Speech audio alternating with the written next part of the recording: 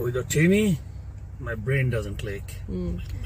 My brain doesn't work. Without chini মানে কি? Coffee খাও না চা খাও? Coffee. তুমি কি জানো কফির প্রথম স্বাদ গ্রহণ করছিল ছাগলেরা? I heard like one dog. No. It wasn't a dog? ফায়দামি করো না, কিন্তু এটা একটা সত্যি কথা যে কয়েকটা ছাগলে। আজকে আপনাদের সে গল্প বলবো যে কিভাবে ছাগলেরা প্রথম ক্যাফিনের স্বাদ পায়।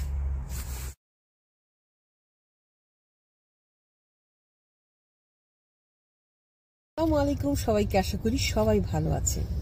আফ্রিকা মহাদেশের ইথিওপিয়াতে কালদি নামক একজন ব্যক্তির কিছু ছাগল বেরি জাতীয় কিছু ফ্রুট আর পাতা খাচ্ছিল, এবং এটা খাওয়ার পরে তাদের মধ্যে কিছু পরিবর্তন লক্ষ্য করে কালদি।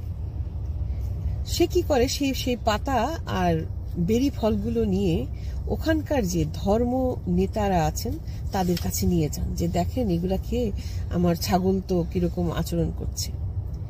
তো ধর্ম নেতারা তো ক্ষুব্ধ হয়ে গেল, এটা শয়তানের কাজ, এগুলো জাদুকরি কিছু। তারা কি করলো, তারা সেই বেরি ফল আর পাতাগুলোকে আগুনে নিক্ষেপ করলো। আগুনে নিক্ষেপ করার পর ফল হলো উল্টো।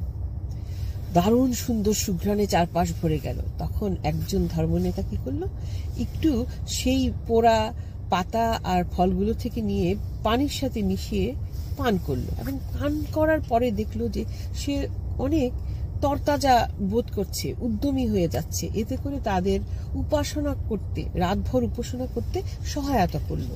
তখন থেকেই তারা সেই পানীয়ের গুণগান গাইতে শুরু করলো, এবং এভাবেই কিন্তু কফির প্রচলন হলো। সালটা ছিল 900 শতক। 900 শতকে এই ঘটনা ঘটে। এরপর 1300 শতাব্দীতে মূলত আরব মুসলমানরা এর বিস্তার ঘটান, এবং তারা রোস্টেড কফির উদ্ভাবন করেন, এবং সেটা পুরো আরবে ছড়িয়ে দেন। বিশেষত তুরস্ক, মিশর, সিরিয়া, পারস্যের কিছু অঞ্চলে কফি শপ নির্মাণ করা হয় প্রথমবারের মতো, এবং এটা আস্তে আস্তে সারা বিশ্বে ছড়িয়ে পড়ে। এবং অবাক করার বিষয় হচ্ছে, ইউরোপিয়ানরা তখনও কিন্তু কফির খোঁজ পায়নি। 1700 শতাব্দীর পর থেকে ইউরোপে কফির প্রচলন হয়। অবাক কাণ্ড না?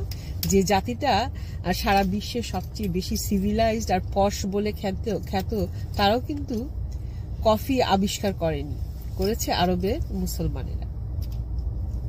তো এই ব্যাপারগুলো আস্তে আস্তে সারা বিশ্বে ছড়িয়ে পড়ে,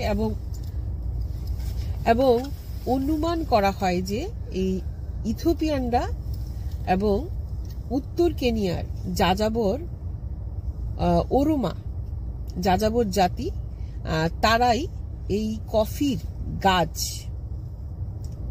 আবিষ্কার করার প্রথম ফলকটুকু রাখে। তো এরপরে সারা বিশ্বে ছড়িয়ে পড়ে, এবং এখনো তারা বিশ্বাস করে তারাই কফির আবিষ্কারক।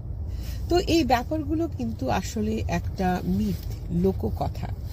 কতটুকু সত্য কতটুকু মিথ্যা এটা কিছুটা দোদুল্যমান, কিন্তু ধারণা করা হয় যে কফির আবিষ্কার হয় আফ্রিকা মহাদেশে, এবং তার বিস্তার ঘটে। মূলত কফির যে বিস্তারটা সারা বিশ্বে ঘটিয়েছে সেটা মুসলমান আরব। সেই হিসেবে বলা চলে যে মুসলিম আরবরাই কফির উদ্ভাবক। তো ভেবে দেখবেন, ভালো থাকবেন। আল্লাহ হাফেজ। আসসালামু আলাইকুম রহমতুল্লাহ।